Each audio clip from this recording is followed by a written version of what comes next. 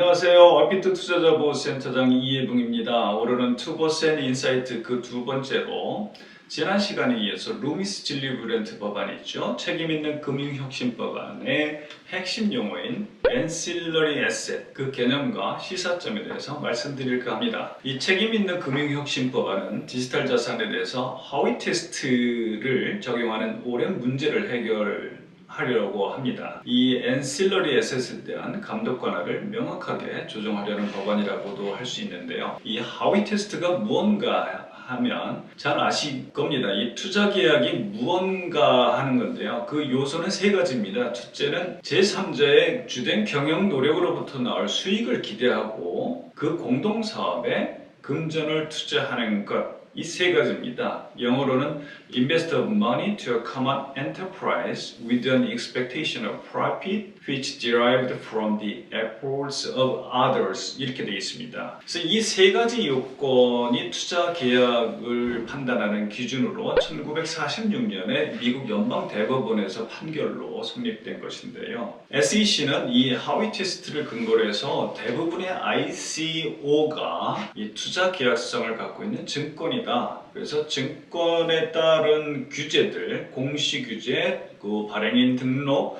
이런 것들을 이행하지 않았다고 해서 과징금 조치 등을 하고 있는 것이죠. 이러한 그 오래된 문제, 너무 과도하게 투자 계약 기준을 디지털 자산인 이 암호자산 등에 적용하는 문제를 가지고 그 해결 방안을 모색하려고 한 것이 루미스 진리브랜트 법안의 특징이다 이렇게 말씀드릴 수가 있는데요. 이 앤실러리 에셋은 우리말로 부수자산 혹은 보조자산이라고 할 수 있는데요. 이른바 증권의 한 유형인 투자계약성은 있지만 증권에 전형적으로 따라붙는 권리는 부여되지 않는 디지털 자산, 이것을 투자 계약에서 비롯된 부수자산 혹은 보조자산이라는 용어를 통해서 명확하게 구분을 하려고 하는 시도라고 말씀드릴 수가 있습니다. 이 관련된 개념은 말씀드린 투자계약, 하위 테스트, 그리고 증권, 이에 따른 공시 요건인데요. 그 내용을 간단하게 이렇게 말씀드릴게요. 이 법안에서는 앤실러리 에셋은 투자계약에 해당하는 약정 계획을 통한 증권의 매수 또는 매도와 관련해서 어떤 자에게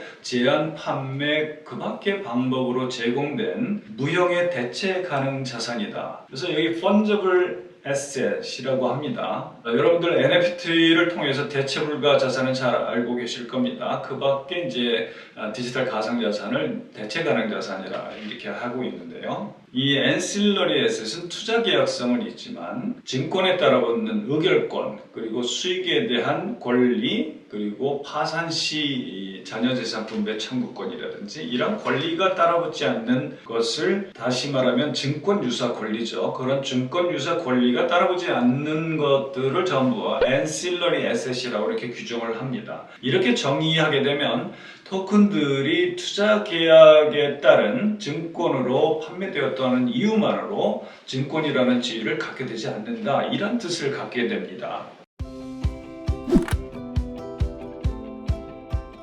이 법안은 이 앤실러리 에셋, 즉 전형적인 증권에서 볼 수 있는 권리가 부여되지 않고 투자 계약에서 비롯된 이 부수 자산이라는 개념을 통해서 어떤 자산이 증권이고 어떤 자산이 커머더티, 즉 일반 상품인가 이 구분을 명확하게 하려고 하는 것입니다. 이는 다시 말씀드리면 일반적인 금융상품과 실물인 일반 상품 그 중간 정도 되는 제3의 정체성이라고 하는 법적 추정되는 지위를 부여해서 그에 맞춰서 투자자 보호에 필요한 공시체계도 마련하고 감독 권한을 SEC와 CFTC 간에 명확하게 이제 구분하려고 하는 이런 시도입니다. 그래서 최초 발행과 공시에 대한 감독권은 SEC가, 그리고 그것이 거래되는 현물 시장에 대한 감독권은 CFTC가 행사하라 이렇게 구분을 하고 있습니다. 이 RFIA 금융혁신 법안은 이 증권의 한 유형인 투자계약성은 있지만 다시 한번 말씀드리면 전형적인 증권에 따라붙는 권리가 부여되지 않는 자산에 대해서는 각각 SEC와 CFTC 간의 감독 관할을 이렇게 명확히 하려고 하는 아주 새로운 시도다 이렇게 말씀드릴 수가 있겠습니다. 다음으로 이 디지털 자산이 부수 자산, 이 ancillary asset이라는 요건을 충족하게 되면 어떤 중요한 결과가 발생되는지 간단히 말씀드리겠습니다. 그것은 공시와 공시 종료 요건인데요. 첫째, 이 투자 계약은 증권이다 이렇게 보고 있는데, 그럼 투자 계약으로 판매, 제공, 제한된 ancillary asset에 대해서 언제까지 얼마나 오랫동안 증권이라는 라벨이 붙어 있어야 되느냐, 이걸 이제 명확하게 하려고 하는데요. 이 부수 자산을 판매한 발행인은 최소 1년간 1년에 2번이라고 하는 반기 공시 요건을 부담해야 됩니다. 그 기준은 거래 규모와 그리고 투자 계약의 한 요소지요. 제3자의 주된 경영상의 노력이 그 자산 가치에 영향을 미치는가 그 여부입니다. 그래서 미국에서 대중에게 열려진 그 현물 시장에서의 일평균 누적 거래 규모가